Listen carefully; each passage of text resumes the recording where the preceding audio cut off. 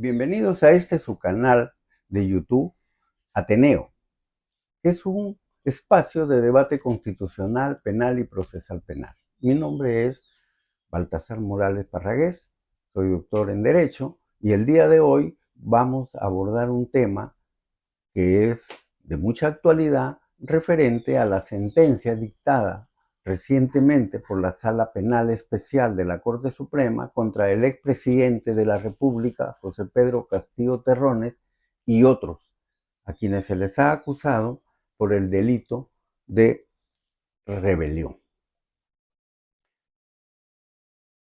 Según el Código Penal, en el artículo 346, la pena para este delito es de 10 a 20 años. El juicio comenzó el 4 de marzo del 2025 y el tribunal estuvo conformado por los señores jueces José Negra, Iván Guerrero y Norma Carvajal. ¿Cuáles son los hechos que le atribuyen a estos acusados? Respecto al delito de rebelión, se les acusa que el 7 de diciembre del año 2022, mediante un mensaje a la nación como presidente de la República, Pedro Castillo Terrones dispuso disolver el Congreso de la República instaurando un gobierno de emergencia excepcional, convocar a elecciones para un nuevo Congreso, gobernar mediante decretos leyes y reorganizar el Poder Judicial, el Ministerio Público, la Junta Nacional de Justicia y el Tribunal Constitucional. El juicio se desarrolló normalmente y en la sesión 62 del 12 de septiembre del 2025, los jueces, por mayoría, acordaron desvincularse de la calificación fiscal del delito de rebelión para, al momento de sentenciar, pronunciarse por el delito de conspiración para una rebelión, previsto y sancionado en el artículo 349 del Código Penal. ¿Cuál fue el fundamento normativo o el fundamento que la ley le faculta para esta desvinculación? Es el 3741 del Código Procesal Penal. Existe un fundamento doctrinario que autoriza a los jueces desvincularse de la calificación fiscal. Esta teoría apareció en Alemania en los años 1985, denominada la corriente de la determinación alternativa o de la desvinculación. El propósito era de que si no se procedía a esta desvinculación, los jueces necesariamente tendrían que pronunciarse bajo los límites de la calificación fiscal. Y si no se demostraba eso, tenía que absolvérseles. Pero como quiera que ya se comenzó a establecer en la doctrina que el titular del ejercicio de la acción penal es el fiscal, pero no el titular de la calificación jurídica, que son los jueces, se comenzó a aplicar el principio del iura novi curia. Y este principio, para que se aplique, tiene que evitar que las sentencias se dicten bajo sorpresa. Existe una sentencia de la Corte Interamericana de Derechos Humanos entre Fermín Ramírez versus Guatemala, donde se declaró nula una sentencia porque se le había condenado sin avisarle previamente a la defensa la posibilidad de desvincularse. Es en base a esta teoría que se modifica este nuevo Código Procesal Penal 3741 y autoriza a los jueces a desvincularse. Los jueces, al parecer, ya venían estableciendo por mayoría la inexistencia del delito de rebelión, porque para que exista el delito de rebelión se exige el alzamiento en armas de los acusados. Y según el Código Penal, el elemento objetivo principal es el que se alce en armas para variar la forma de gobierno, deponer al gobierno legalmente constituido o suprimir o modificar el régimen constitucional. La pena no menor de 10 ni mayor de 20. Para la doctrina, el delito de rebelión es de resultado cortado. ¿Qué se entiende por esto? Quiere decir que el delito no exige que tenga que su resultado ser positivo, sino que en este caso la consumación objetiva se anticipa ya que el delito se perfecciona solamente con el alzamiento en armas. Previo a este alzamiento tiene que haber pluralidad de agentes y una organización idónea para la rebelión. Es por eso que no existe en este caso la tentativa del delito de rebelión. Mientras que para el delito de conspiración para una rebelión exige la pluralidad de dos o más personas que se reúnen. En este caso, a los que posteriormente fueron condenados, se les atribuye que ellos han conspirado, han preparado previamente el delito de rebelión. Según el Código Penal, el elemento objetivo de este delito es el que toma parte en una conspiración de dos o más personas para cometer el delito de rebelión.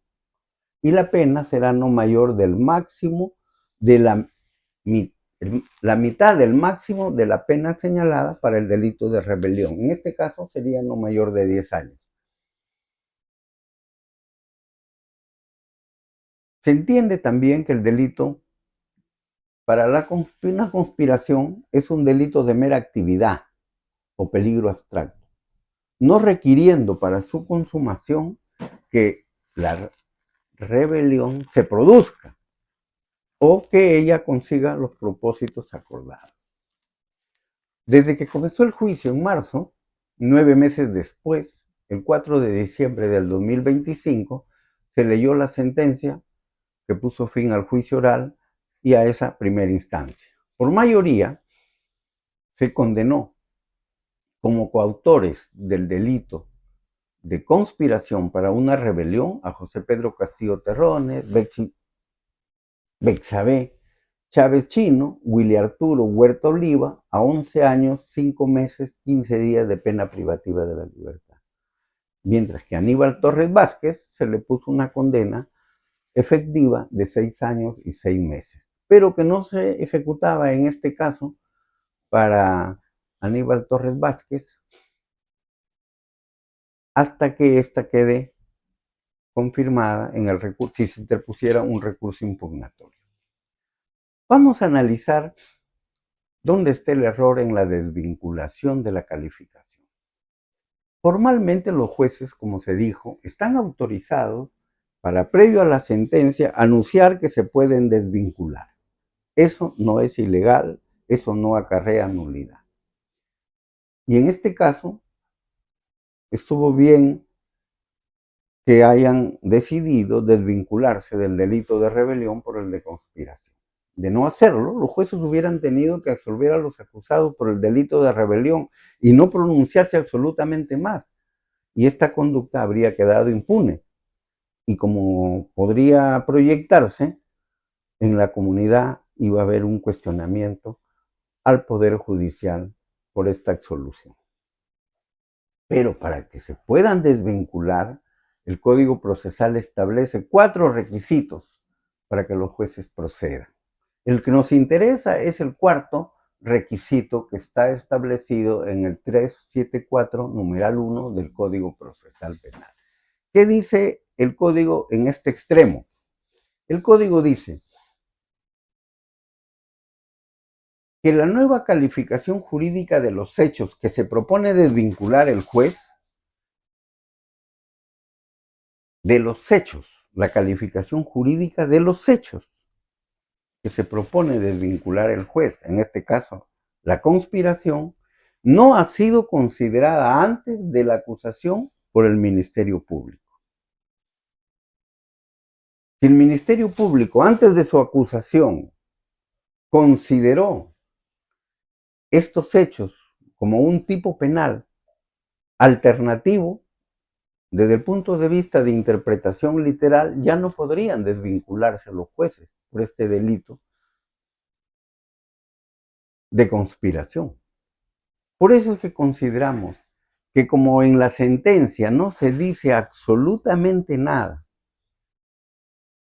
sobre este extremo de que el Ministerio Público sí había considerado en la investigación preliminar y en la investigación preparatoria como delito alternativo la conspiración, tendrían que haber explicado en su sentencia por qué ellos, sin violentar el texto normativo de este código, de este artículo, podrían válidamente desvincularse. Pero como no lo han hecho, respecto a este requisito, comillas, que la nueva calificación, materia de desvinculación, no debe haber sido considerada antes por el Ministerio Público.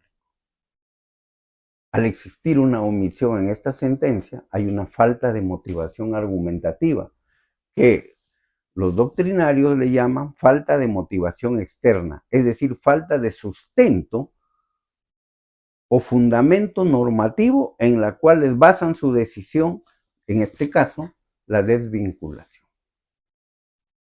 El segundo error de la sentencia tiene que ver sobre la imparcialidad objetiva de los jueces. Todo ciudadano que es sometido a un proceso penal tiene derecho a ser juzgado por un juez unipersonal o colegiado imparcial. La imparcialidad del juez constituye uno de los requisitos que se exige para que se afirme que ha habido un debido proceso penal. Hay dos tipos de imparcialidades, hay dos vertientes de imparcialidad, la subjetiva y la imparcialidad objetiva. En la subjetiva no hay mayor problema, el grado de amistad, enemistad, vínculo familiar, deudor, acreedor, etcétera, entre el imputado y el juez. Pero en la imparcialidad objetiva es donde, en estos casos llamados difíciles o casos emblemáticos, es donde hay que tener mucho cuidado con la imparcialidad objetiva. ¿Qué dice el Código Procesal Penal? El Código Procesal Penal habla que los jueces deben inhibirse si se presentan unas de estas causales. Y si no lo hacen, las partes tienen el derecho de recusarlos. El artículo 53, del Código Procesal Penal dice lo siguiente. Los jueces se inhibirán por las siguientes causales. Literal E. Cuando hubieren manifestado opinión sobre la causa a alguna de las partes del proceso, o exista cualquier otra causa fundada en motivos graves que afecten su imparcialidad. Este texto debe ser objeto de desarrollo o interpretación jurisdiccional de los jueces. Lo ha sido ya sobre la imparcialidad objetiva. Por ejemplo, tenemos el maestro, que nosotros lo consideramos guía en el proceso penal, el profesor Vicente Jimeno Sendra, que ya no nos acompaña en esta vida, teórico español, dice lo siguiente: cuando el juez haya podido tener antes y fuera del ámbito estricto de enjuiciamiento un contacto relevante o de cierta intensidad con informaciones o materiales que después pudieran ser tema de prueba. Imagínense. O sea, no tiene que ver nada la amistad, enemistad entre las partes. No. Se refiere a que el juez, antes del enjuiciamiento, no haya tenido un contacto de cierta intensidad con informaciones o materiales, tener en la mano materiales que después pudieran ser tema de prueba, o sea, tener declaraciones testimoniales, periciales, que ellos evalúen y después va a ser objeto de mando. Eso lo dice el profesor Vicente Jimeno Sendra. Pero las convenciones internacionales también se han pronunciado desde el punto de vista normativo sobre esta imparcialidad objetiva. Tenemos la Convención Americana de Derechos Humanos en el numeral 1, del artículo 8. El Pacto Internacional de Derechos Civiles y Políticos, en su inciso 1 del artículo 14. Son disposiciones convencionales que forman parte del derecho nacional peruano, en virtud del artículo 55 de nuestra Constitución. A nivel internacional, existe jurisprudencia sobre la imparcialidad objetiva que ha sido desarrollada por el Tribunal Europeo de Derechos Humanos. Tenemos dos sentencias emblemáticas del año 1982 y 1984. La de 1982 es el caso Piersac versus Bélgica, del 1 de octubre, y la segunda, la sentencia del caso de Cuber versus Bélgica, Estrasburgo, del 26 de octubre del 84, que habla del derecho a un tribunal imparcial. Ahí se desarrolla la apariencia del juez imparcial. El juez no solamente debe ser imparcial, sino debe parecer imparcial. Tenemos también la Corte Interamericana de Derechos Humanos en dos sentencias emblemáticas. En el caso de Herrera Ulloa versus Costa Rica, en su párrafo 170, ha establecido que las apariencias podrían tener cierta importancia. Lo que está en juego es la confianza que deben inspirar los tribunales a los ciudadanos en una sociedad democrática y sobre todo en las partes del caso. Y la otra sentencia de la Corte Interamericana es el caso Barreto Leiva versus Venezuela. Sentencia del 17 de noviembre del 2009. En su fundamento 98 se sostiene lo siguiente. La prueba objetiva consiste en determinar si el juez cuestionado de imparcialidad brindó elementos convincentes que permitan eliminar temores legítimos o fundadas sospechas de parcialidad sobre su persona. El TC peruano, recogiendo estas jurisprudencias, también se han pronunciado en esos extremos, ¿no? Es decir, que si el sistema no ofrece suficientes garantías para desterrar cualquier duda razonable. Una sentencia del Pleno del TC número 011-32-20-19, caso Manuel Torres Quispe del 4 de mayo del 2020. Y para los que les gusta invocar los acuerdos plenarios sobre imparcialidad y que erradamente le dan el título de jurisprudencia y además de ser vinculantes, tenemos el acuerdo plenario número 2007 del 16 de noviembre del 2007, que en ese acuerdo plenario, que lo cita la misma sentencia en materia de comentario, hablan de la sentencia del caso Piersá contra Bélgica. Y ahí hablan de la imparcialidad objetiva. Y llama la atención, yo no comparto la tesis de que sea jurisprudencia, ni menos que sean vinculantes, pero la Corte Suprema dice que sí es, entonces llama la atención que ellos diciendo que es vinculante no lo hayan aplicado. Pero hay algo más importante desde el punto de vista legal, o sea, desde el punto de vista de la norma positiva. El 24 de julio del 2021, el diario El Peruano publica la ley 3138. Esta ley modifica, entre otros, el artículo 450 del Código Penal. Es una ley de reforma que adecúa el juzgamiento para los casos de los aforados, o sea, los que gozan de inmunidad parlamentaria. Y ahí se establece cuál es la competencia para resolver la apelación en estos procesos especiales. La ley dice lo siguiente: reglas específicas para la incoacción del proceso penal. Artículo 450 del Código Procesal Penal. Numeral 7. Contra las decisiones emitidas por el Juzgado Supremo de Investigación Preparatoria y la Sala Penal Especial Suprema, cuando dicten una resolución el juez de investigación preparatoria y la Sala Especial, o sea, la que hace el juzgamiento, procede recurso de apelación, que conocerá la Sala Suprema que prevé la Ley Orgánica del Poder Judicial. Contra esta resolución de vista no procede recurso alguno. ¿Cuál es el espíritu de esta ley?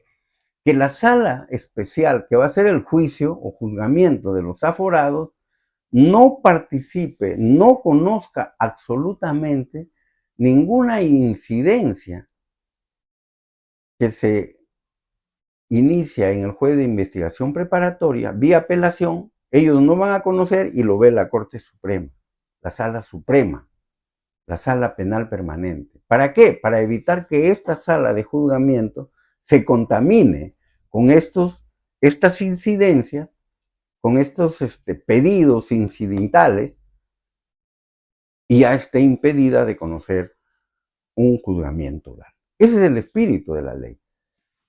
O sea, los jueces que conocen como juez de investigación preparatoria o los jueces de la Suprema que se pronuncien sobre incidentes perdón, no pueden conocer el juzgamiento de estos procesos.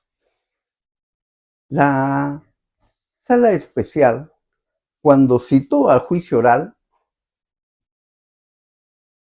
realizó una evaluación respecto a si habría o no habría un impedimento y causal de imparcialidad respecto a uno de sus integrantes, que en este caso era la doctora Norma Carvajal Chávez. Lo importante del caso es de que sobre este pronunciamiento de la inexistencia de impedimento causal de imparcialidad, firma la misma juez diciendo que ella no está impedida. Sostiene la sala de manera unánime que pese a que la magistrada referida ha intervenido en cuadernos incidentales, 20 cuadernos, no es poca cosa, como integrante de la sala permanente, pronunciándose sobre solicitudes acerca de prisión preventiva, excepciones de improcedencia de acción y otras, no estaría en causal de inhibición. Eso lo dice la sala en su sentencia. Por no haberse pronunciado, según ellos, en decisión final del proceso sobre la responsabilidad de los acusados. O sea, para ellos solamente es causal de inhibición cuando dictan sentencia, condenatoria o absolutoria. Y eso no es cierto, por lo que hemos dicho anteriormente, respecto a la imparcialidad objetiva. La jueza participó como integrante de la sala penal permanente, pronunciándose antes de comenzar el juicio oral en 20 recursos de apelación, que en primera instancia habían resuelto por el juez de investigación preparatoria. A partir del año 2005 fue nombrada parte integrante de la sala que se abocaría al juzgamiento de los procesados que antes habían apelado de las incidencias. Se puede afirmar que la juez Norma Carvajal, que incluso en el juzgamiento fue designada directora de debate, fue la que llevó adelante todo el juicio oral, se puede afirmar que no está incursa en causal de impedimento sobre imparcialidad objetiva cuando ella, en este mismo proceso, ha confirmado una prisión preventiva, diciendo, entre sus otros argumentos, que hay fundados y graves elementos de convicción que vinculan al acusado con el delito y que podría ser condenado y que para evitar que eluda la acción de la justicia hay que ponerlo en prisión preventiva. Cuando se ha pronunciado de una excepción de improcedencia de acción. Es decir, se ha pronunciado diciendo que el hecho de rebelión constituye delito y que por lo tanto es justiciable penalmente. Y ella, posteriormente, con el otro señor juez, por mayoría, dicen que no hay delito de rebelión en la sentencia, si no hay conspiración. Entonces, ¿en qué quedamos? Vidaurre contra Vidaurre. Para contestar esta pregunta, se puede afirmar que la jueza directora de debates no está incursa en causal de impedimento. Con Jimeno Sendra diríamos que sí está incursa en causal de imparcialidad objetiva. Y de acuerdo a la ley última que modifica el artículo del Código Procesal Penal sobre el juzgamiento de los aforados, que ya se ha dado lectura, consideramos que la sentencia adolece de causal de nulidad absoluta por violación al derecho a un tribunal de juzgamiento imparcial que deben tener todos los ciudadanos. Estas son dos inquietudes un poco desarrolladas por razones del tiempo de manera apretada, pero que espero sean motivo de generar un debate exclusivamente jurídico, procesal y constitucional.